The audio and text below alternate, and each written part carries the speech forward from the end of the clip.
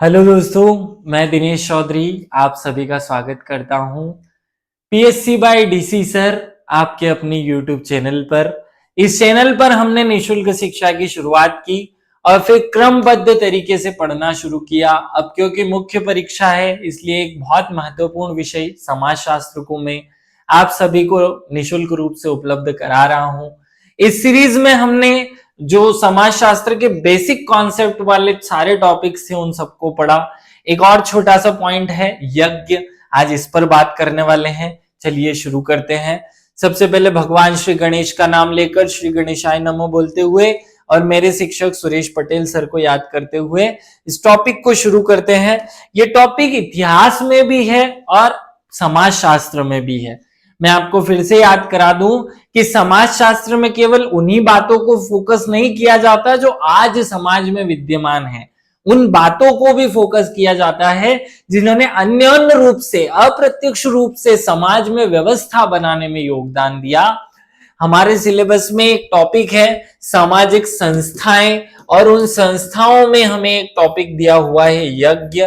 ये यज्ञ जो है वो क्या था या यज्ञ की अवधारणा क्या है ये हम समझ लेते हैं।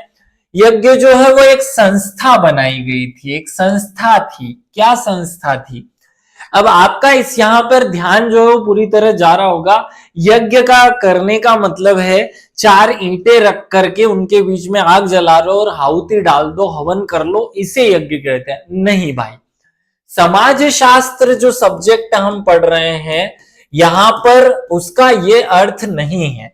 यहां पर हवन, यज्ञ, अनुष्ठान तो उसका अर्थ है ही, साथ में एक मनुष्य जो कुछ करने के लिए उत्तरदायी हो, उत्तरदायी है और उसे अपने ऊपर चढ़े हुए ऋणों को, जो अभी हमने पिछले टॉपिक में पढ़ा ऋण, उन ऋणों को उतारने के लिए जो कुछ करे वह भी यज्ञ है। ध्यान से सुनना, यज्ञ समाजशास्त्र में एक संस्था है। क्या है? यज्ञ एक समाजशास्त्रीय संस्था है जो मनुष्य के ऊपर चढ़े हुए ऋण, इसे मैं समाजशास्त्रीय भाषा में उत्तरदायित्व बोल देता हूं। तो समाज में मनुष्य अपने उत्तरदायित्वों के निर्वहन के लिए जिन अनुष्ठानिक कार्यों को करता है उन्हें यज्ञ कहा जाता है। अगर समझ नहीं आ रहा हो तो मैं लिख देता हूं, समाज में मनुष्य जिन ऋणों को या ऋणों से उऋण होने के लिए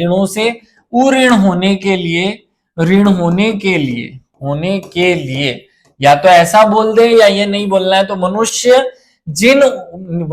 अपने उत्तरदायित्वों के निर्वहन के लिए जिन अनुष्ठानिक कार्यों को करता है उन सभी को हम क्या कह देते हैं? हम यज्ञ कह देते हैं। यहां याद रखिएगा, यज्ञ का मतलब केवल और केवल यज्ञ वो 4 ईंट से बने हुए यज्ञ जिसमें आहुति दी जाती है वो नहीं है। यहाँ यज्ञ का मतलब है वे सभी काम जिनको हम अपने कर्जा उतारने के लिए, अपने ऋणों से ऋण होने के लिए कर रहे हैं, वे सब यज्ञ कहलाते हैं। याद रखना, किसी को खाना खिला देना भी यज्ञ है, किसी यज्ञ में आहुति डाल देना ओम भूर्भुवः स्वः बोलकर वो भी यज्ञ है, किसी मरते हुए के प्राणों की रक्षा कर लेना वो भी यज्ञ है। इस तरीके से 5 प्रकार के यज्ञ मनुष्य के लिए बनाए गए। देखिए, हिंदू समाज जो है ना वो बड़ा साइंटिफिक समाज रहा, उसने साइंटिफिक तरीके से मनुष्य के लिए 5 ऋण बना दिए कि भैया हर एक मनुष्य जो इस संसार में पैदा हुआ उसे 5 ऋण लग गए हैं, उन्हें इनको पूरा करने के लिए 5 प्रकार के यज्ञ करने पड़ेंगे और वो 5 यज्ञ कहलाए पंच महायज्ञ। और ये पंच महायज्ञ आपको याद होने चाहिए, इसी पर बात हो रही है। कुछ विशेष कार्यों को इंगित करता है। यज्ञ क्या करता है? यज्ञ शब्द जो है वो कुछ विशेष कार्यों को इंगित करता है। यहाँ यज्ञ शब्द का प्रयोग किया जा रहा है जिसका अर्थ केवल हवन करना नहीं है, जिसका अर्थ है कुछ अनुष्ठानिक कार्य करना। क्या करना? कुछ अनुष्ठानिक कार्य करना जो कि उसके उत्तरदायित्व के निर्वहन के लिए, जो कि उसके उत्तरदायित्व के निर्वहन के लिए किए जा रहे हैं, वे सब कार्य यज्ञ हैं, याद रखिएगा। आगे बढ़ते हैं इस विषय पर। देखो, मैं समाज शास्त्र में यज्ञ पढ़ा रहा हूं, यही अगर मैं इतिहास में यज्ञ पढ़ा रहा था तो होता तो आपको कुछ अलग तरीके से इसे डिफाइन करता। पंच महायज्ञ में कौन कौन से यज्ञ शामिल किए गए हैं? ब्रह्म यज्ञ, देव यज्ञ, पितृ यज्ञ, भूत यज्ञ और अतिथि यज्ञ। इस प्रकार के अतिथि या मनुष्य यज्ञ, ये 5 प्रकार के यज्ञ आपको सौंपे गए। ब्रह्म यज्ञ अगर आपको करना है तो आपको पढ़ाई करनी होगी। जब कोई इंसान पढ़ाई करेगा, स्वाध्याय करेगा, स्वाध्याय मतलब खुद पढ़ाई करना, अध्ययन करना, तो वो ब्रह्म यज्ञ कर रहा होगा। देव यज्ञ मतलब वो असली में जिसे आप यज्ञ समझते हैं, 4 ईंटें जमा कर, आग जलाकर उसमें ओम भूर्भुवः स्वः बोलते हुए आहुति डालना, वो देव यज्ञ है। तो आप केवल देव यज्ञ को यज्ञ नहीं कहेंगे। यहाँ 5 यज्ञ हैं जिनमें से केवल एक छोटा सा हिस्सा है यज्ञ, वो हवन। पितृ यज्ञ जिसमें श्राद्ध पिंड करते हैं हम अपने माता पिता का, वो श्राद्ध यज्ञ कहलाता है। भूत यज्ञ जिसमें जिसे बलि वैश्वदेव कहा गया, और इसमें जीवों को दाना पानी डालना, जैसे बहुत सारे लोग मछलियों को दाना डालते हैं, कौवों को दाना डालते हैं, कबूतरों को दाना डालते हैं, चींटियों को आटा डालते हैं। इससे हम ऋण से मुक्त होंगे, इसे भी हमने भूत यज्ञ कहा। अतिथि यज्ञ जो हमारे घर पे लोग आ रहे हैं मेहमान, उनकी सेवा करना, सत्कार करना, बड़ों का सम्मान करना, ये सब अतिथि यज्ञ में आता है। आगे बढ़ते हैं। गृहस्थ व्यक्ति के घर में 5 स्थान ऐसे होते हैं जहां प्रतिदिन ना चाहने पर भी वहां जीव हिंसा होने की संभावना होती है, वहां जीव की हत्या हो जाती है। देखिए, जैसे हम पैदल चलते हैं और हमारे नीचे, पांव के नीचे चींटी आ जाती है, वो चींटी मर गई, तो इनडायरेक्टली आपने किसी की हत्या कर दी है। इसका अर्थ है कि आप हत्यारे हैं। अब लेकिन इस हत्या का अर्थ ये थोड़ी है कि हम जीवन जीना छोड़ दें, हम मर जाएं, कुछ करें ही नहीं, पैदल ना चलें। इसका ये भाव है कि अगर आपसे किसी चींटी की हत्या हो गई है तो आप अन्य चींटियों को दाना खिलाकर इस ऋण से मुक्त होने का प्रयास करें। ये भाव हिंदू धर्म में डाला जाता है। गृहस्थ जिनका उपयोग करते हुए पापों से संबद्ध हो जाते हैं, वे स्थान है चूल्हा। अब देखिए, आज के जमाने में तो सीएनजी गैस या पीएनजी गैस या गैस होती है, टंकी आती है घर में और उस पर खाना पका लेते हैं। पहले के जमाने में चूल्हा होता था जिसमें लकड़ी जलाई जाती थी, और उन लकड़ियों के बीच में बहुत सारे जीवों के घर होते थे, छोटे छोटे जीवों के। उन लकड़ियों के अंदर वो होते थे और वो मर जाया करते थे खाना बनाने में। साथ में चक्की, अब आज तो इलेक्ट्रॉनिक चक्की होती है, पहले के जमाने में मूसल से आटा पीसा जाता था, या वो गोल गोल चक्की पीसी जाती थी, वहां भी बहुत सारे जीवों की हत्या हो जाती थी। जब कच्चे घर होते थे तो उनमें बहुत सारे जीव भी रहा करते थे, जैसे चींटियां, जैसे दीमक, बहुत सारे रहते थे, और झाड़ू निकालते थे तो उनकी भी हत्या हो जाती थी। ओखल मूसल आप जानते ही, उसमें भी बहुत सारे जीव मर जाते थे, और पानी का घड़ा, उसमें भी बहुत सारे सूक्ष्म जीवों का नाश हो जाता था। ऐसे बहुत सारे जीवों को इंसान मार देता था। उन 5 ऋणों से मुक्त होने के लिए 5 प्रकार की व्यवस्था बनाई। इन स्थलों को ग्रह की सुना या घर में वध स्थान कहा जाता था, और इन वध स्थलों से में जो वध आपके द्वारा हो रहा है, इनसे मुक्त होने के लिए 5 ऋण की व्यवस्था की गई हिंदू धर्म में। उन पर फोकस करते हैं। पंचसुना, गृहस्थ, चुल्ली, पेशे, ये कहा जा रहा है कि 5 प्रकार के ऋणों से कर्जा आपके ऊपर चढ़ गया है। अब इनों से ऋण से मुक्त होने के लिए आपको क्या करना पड़ेगा? तो आपको जो करना पड़ेगा, जो गृहस्थ अपनी शक्ति के अनुसार इन 5 यज्ञों को नहीं छोड़ता है, वह गृहस्थ आश्रम में रहते हुए भी गृहस्थ में नित्य उत्पन्न होने वाले सुना के दोष से लिप्त हो जाता है। जो गृहस्थ देवताओं को, अतिथियों को, माता पिता को, बालक और पुत्र, साध्वी पुत्री, पुत्र पुत्री को, पत्नी को अन्न नहीं देता, वहां श्वास लेते हुए भी जीवित नहीं है। ऐसे कुछ कोटेशंस, ऐसी कुछ भावों को पैदा किया गया हिंदू धर्म में। और यहाँ यज्ञ शब्द का अर्थ मैं आपको बता चुका हूं कि यहाँ यज्ञ का अर्थ केवल उस हवन में आहुति देना नहीं है, यहाँ जीवों को दाना खिलाना, उस हवन में आहुति डालना, मानव की सेवा करना, प्राणियों की रक्षा करना, इन सबको भी साथ में शामिल किया गया है। अभी डिटेल में बताऊंगा आगे। तो ऐसे 5 महायज्ञों को क्रमशः हुत, आहुत, हुत, प्रहुत, ये 3 शब्द एक जैसे हैं। आहुत, हुत और प्रहुत, ब्रह्महुत और प्राशीति, इन नामों से जाना गया।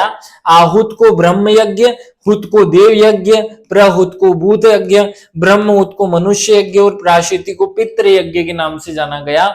इस प्रकार से मनुष्य के जो है वो कर्म निर्धारित किए गए कि ये काम आपको करने पड़ेंगे। अब ये यज्ञ व्यवस्था जो बनाई गई उसका उद्देश्य आपको समझ में आ गया होगा। देखो, साइंस ये बात प्रूव कर चुका है कि जो हिंदू धर्म में हवन किया जाता है ना, वो 4 ईंटें रख करके अग्नि जलाई जाती है और उसमें आहुति डाली जाती है। तो जब देसी घी और गुड़ को मिला करके उसमें डाली जाती है तो वहां ऑक्सीजन की जगह O3 पैदा होती है, और जो ओजोन का फॉर्मूला अब हमें पता चला कि ओजोन बनती है उससे। फिर बहुत सारे साइंटिस्ट ने प्रूव कर दिया कि भैया सूक्ष्म जो जीव होते हैं, जो जीवाणु होते हैं, वो उससे मर जाते हैं। उस हवन में जो व्यक्ति बैठा होता है उससे जीवाणु और विषाणुओं से होने वाले बहुत सारे रोगों से मुक्ति मिलती है। जैसे मैं उदाहरण दे देता हूं, टाइफाइड अगर किसी को हो जाए और वो व्यक्ति यज्ञ में शामिल हो जाए 2 बार, तो उस व्यक्ति को टाइफाइड ठीक हो जाएगा, ये गारंटी है, हिंदू धर्म कहता है। और ये पूरा अभी वर्तमान की जो अनुसंधान है, शोध है, उनसे प्रूव हो चुका है। बहुत सारे पर्यावरण में नकारात्मक ऊर्जा होती है, उस नकारात्मक ऊर्जा का नाश जो है वो उस यज्ञ में चलने वाले कॉन्फिडेंस, उस आदमी का के कॉन्फिडेंस से, उन मंत्रों के उच्चारण से समाप्त हो जाते हैं। ऐसी बहुत सारी बातें साइंटिफिकली प्रूव हो चुकी है। तो इस प्रकार यज्ञ व्यवस्था के बहुत सारे उद्देश्य थे जो उस जमाने में लोगों ने बनाए। वो क्या उद्देश्य थे? हानिकारक जीवाणुओं को नष्ट करना, वो जो आप यज्ञ समझते हैं उसका पहला उद्देश्य। वातावरण को शुद्ध करना, अब वातावरण शुद्ध हो ही जाता है जब इंसान देवता को याद करके, भगवान को याद करके अपनी सारी समस्याएं उस यज्ञ में डाल दे और उनसे कामना करे कि मुझे ये चीज दे देना, तो वो निश्चिंत हो जाता है कि दे देंगे। कुछ विशेष रोगों का उपचार हेतु, सकारात्मक ऊर्जा का प्रसार करने हेतु, देवीय शक्तियों के प्रति आभार व्यक्त करने हेतु। देखो, आपने पढ़ा होगा ऋग्वेद, तो उसमें अग्नि को जो है वो भगवान और देवताओं के मध्यस्थ देव कहा गया। तो अब जब कोई अग्नि में कोई चीज डालोगे तो वो सीधे भगवान के पास पहुंचेगी, ऐसी अवधारणा थी। और यह अवधारणा इसीलिए बनाई गई क्योंकि यज्ञ करवाना जरूरी था। देवताओं को के प्रति समर्पण को प्रदान करना, दान और दया के भाव को बढ़ावा देना। अब यज्ञ कोई आदमी करता है अपने घर में तो केवल वो यज्ञ तो नहीं करेगा, सबको खाना भी खिलाएगा, खाना बांटेगा भी गरीब लोगों में, और साथ में दक्षिणा भी देगा बहुत सारे लोगों। जैसे आपने देखा अभी नवरात्रि चल रही है, इस नवरात्रि में कोई अपने घर में यज्ञ करेगा तो वो 9 कन्याओं को जिमाएगा, उनको दक्षिणा देगा, पंडित जी को जिमाएगा, दक्षिणा देगा। ऐसे उस जमाने में भी ये व्यवस्था बनाई गई। संस्कृति का हस्तांतरण करना, नैतिकता में वृद्धि करना और अनुष्ठानों को पूर्ण करना, ये सब उद्देश्य उस समय रखे गए यज्ञों के। आगे बढ़ते हैं। उम्मीद है आपने ये इसका स्क्रीनशॉट ले लिया होगा और ये आप याद कर लेंगे अच्छे से। यहाँ से ये प्रश्न आने की इम्पोर्टेंट हो सकता है आ जाए। यज्ञ की उपयोगिता, लाभ और महत्व पर प्रकाश डालिए, तो वो भी डाल लेते हैं भैया। यज्ञ क्यों होने जरूरी है, क्यों होते हैं, क्या लाभ है इससे? वायुमंडल स्वच्छ होता है, स्वच्छ आदतों का विकास होता है, हानिकारक जीवाणु और विषाणु नष्ट हो जाते हैं, मानव में कृतज्ञता का भाव होता है। देखो, जब हम यज्ञ करते हैं ना तो भगवान को मानते हैं, और जब हम भगवान को मानते हैं तो ये मान लेते हैं कि हम छोटे हैं, हमसे बड़ी कोई शक्ति है जिसके डर से हमें सही काम करने हैं। हम नहीं तो मनुष्य अपने आप को सबसे पावरफुल बोल ले, वो बोले लगता है मैं ही भगवान हूं, और ये मैं ही भगवान वाला भाव जो है ना इंसान को जानवर बनाता है, वो फिर कुछ भी करने को तैयार हो जाता है। इस कारण से कि वो कृतज्ञ रहे, वो भगवान को मानते रहे और कुछ गलत काम ना करे, इसलिए भी ये यज्ञ जरूरी है। निश्चित सांस्कृतिक मूल्यों का हस्तांतरण अपने बच्चों में हो, समाज में एक रूपता आए, नैतिक गुणों का विकास हो, शिक्षा और संस्कारों का विकास हो, इसलिए ये व्यवस्था बनाई गई थी हमारी समाज में, याद रखना। और भी पॉइंट हो सकते हैं। अब हम एक एक यज्ञ के बारे में बात कर लेते हैं कि किस यज्ञ में क्या किया जाता था और इसका क्या उद्देश्य था। पहला यज्ञ ब्रह्म यज्ञ। ब्रह्म शब्द में, ब्रह्म में ये जो ब्रह्म शब्द है यह ईश्वर और वेद को डिफाइन करता है। तो ईश्वर की उपासना करना और वेदों का स्वाध्याय या अध्ययन करना ही ब्रह्म यज्ञ है। जब भी कोई इंसान वेदों का अध्ययन करे और ईश्वर की उपासना करे तो वो ब्रह्म यज्ञ कर रहा है, ये उसका पहला यज्ञ है। मैंने कहा ना, यहाँ यज्ञ शब्द का अर्थ केवल 4 ईंटें रखकर आहुति देना नहीं है ओम भूर्भुवः स्वः बोलते हुए। या पहला यज्ञ हमने कहां से शुरू किया? पढ़ाई करने से। पढ़ाई करो, ईश्वर की उपासना करो, रोज सुबह शाम, प्रातः सूर्योदय के पूर्व और सायं सूर्यास्त के बाद जब आकाश में लालिमा होती है तब एकांत में बैठकर ओम या गायत्री मंत्र, वेदिक आदि वैदिक मंत्रों का उच्चारण करना और ईश्वर की महिमा का गुणगान करना ही क्या कहलाता है? ब्रह्म यज्ञ कहलाता है। इसमें स्टडी करना, अध्ययन करना भी शामिल है। ब्रह्म मुहूर्त में उठ करके, आपने सुना होगा ना ब्रह्म मुहूर्त, उसे ब्रह्म मुहूर्त क्यों कहा जाता है? अब आगे बात करेंगे, अभी ना टॉपिक से नहीं हटना चाहता। चलिए आगे बढ़ते हैं। देव यज्ञ, देव यज्ञ क्या है? इसे अग्निहोम या हवन भी कहा जाता है। ये वही है जो आप समझते हैं। आप यज्ञ का मतलब आप जो समझते हैं ना कि वो 4 ईंटें रख लो और लकड़ियां जलाकर उसमें आहुति डाल दो, वही देव यज्ञ है। शतपथ ब्राह्मण में कहा गया कि अग्नि में स्वाहा शब्द के साथ हवि या समिधा डालना, समिधा उसे कहा जाता है जो डाली जाती है, तो समिधा डालना ही देव यज्ञ है। तो घर में देवी देवताओं का नियमित हवन पूजन करके घर का दूषित वातावरण शुद्ध हो जाता है। घर में जो है वो साफ सुथरा वातावरण, स्वच्छता पैदा होती है, स्वच्छता का भाव आता है, हानिकारक बैक्टीरिया मर जाते हैं और ओजोन का एक आभा मंडल तैयार होता है, सकारात्मक ऊर्जा का प्रसार होता है, इसलिए देव यज्ञ किया जाता है। ऐसे ही भूत यज्ञ, भूत यज्ञ क्या है? विभिन्न प्राणियों की संतुष्टि के लिए किया जाने वाला यज्ञ है भूत यज्ञ। इसे बलि वैश्व देव भी कहा जाता है। प्रतिदिन हर गृहस्थ व्यक्ति को अग्नि में पके हुए शुद्ध भोजन को, छोटे छोटे जीवों को, जैसे कव्वे को रोटी खिलाना या कव्वे को कुछ खिलाना, गाय माता को रोटी खिलाना या कुत्ते को रोटी खिलाना, चींटियों को आटा डालना, ये होता है उसका भूत यज्ञ। तो पके हुए घृत या मिष्ठी युक्त अन्न से, ये तो कॉमन बात है, आपको अपने हिसाब से जो आप अपने घर में बनाते हैं वो खिलाना है। उसके बाद सिद्ध अन्न को घर के चारों उधर बिखेर दे ताकि चींटियां, कव्वे, कुत्ता, सभी रोगी आदि उस ग्रह को ग्रहण करके अपना पोषण कर सके। इससे आपका एक यज्ञ पूर्ण होगा, जिसे हमने भूत यज्ञ कह दिया। आगे बढ़ते हैं। मनुष्य यज्ञ, मनुष्य यज्ञ मतलब अतिथि यज्ञ भी कहा गया इसे। अतिथि का सत्कार करना नृप यज्ञ, अतिथि यज्ञ कहलाता है। इसमें जब भी कोई विद्वान, धर्मात्मा, सन्यासी व्यक्ति आपके घर पे आए या घर के आसपास आए तो उसे भोजन आदि कराकर उसका सत्कार करो, शास्त्रों का अध्ययन या ज्ञान प्राप्त करो। इस प्रकार के शास्त्रों में अतिथि को देवता कहा गया है। हमारे यहाँ तो कहा जाता है ना अतिथि देवो भव। तो उस प्रकार अतिथियों का, या अतिथि मतलब केवल वो नहीं है जो आपका रिश्तेदार अपने घर आ गया है। यहाँ अतिथि मतलब विद्वान हो सकता है, कोई ऋषि मुनि हो सकता है। उस जमाने में आश्रम व्यवस्था थी, तो जो तीसरा आश्रम था वानप्रस्थ, वानप्रस्थी आ सबके घर आ सकता है। उन सब का सत्कार करने के लिए इंडिकेट किया गया मनुष्य यज्ञ में। और आखिरी यज्ञ है पितृयज्ञ। पितृयज्ञ में कहा गया है कि जीवित माता पिता और गुरुजनों और अन्य बड़ों की सेवा करना, आज्ञा पालन करना ही पितृयज्ञ है। अपने पूर्वजों, अपने अग्रजों, अभी वर्तमान के जो पूर्वज हैं, आपके गुरु हैं, आपके माता पिता हैं, इन सब की सेवा करना पितृयज्ञ कहलाता है। याद रखना, पितृ ऋण से मुक्त होने के लिए ये एक उपाय है जिसमें तर्पण और श्राद्ध दोनों किया जाता है। ये दोनों अलग अलग है। तर्पण शब्द का अर्थ होता है तृप्त करना, अर्थात हमारे जो जीवित माता पिता उनको सुख प्रदान करना, उनकी बातों को मानना, उनके कहे अनुसार कार्यों को करना तर्पण है। जबकि श्राद्ध है श्रद्धा के साथ, श्रद्धा भाव से सेवा करना, माता पिता की, ऋषियों की, पितरों की, आचार्यों की, गुरुओं की, सबकी सेवा करना श्रद्धा के साथ करना है, श्राद्ध कहलाता है।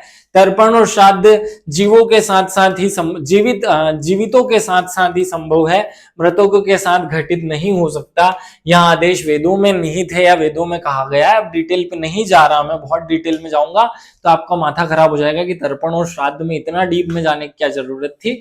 वैसे एग्जाम में यहाँ से क्या प्रश्न बन सकता है, छोटे छोटे 2 मार्कर क्वेश्चन में पितृ यज्ञ क्या है, पितृ ऋण क्या है, ऐसे प्रश्न बन सकते हैं। यज्ञ क्या है, ये प्रश्न बन सकता है।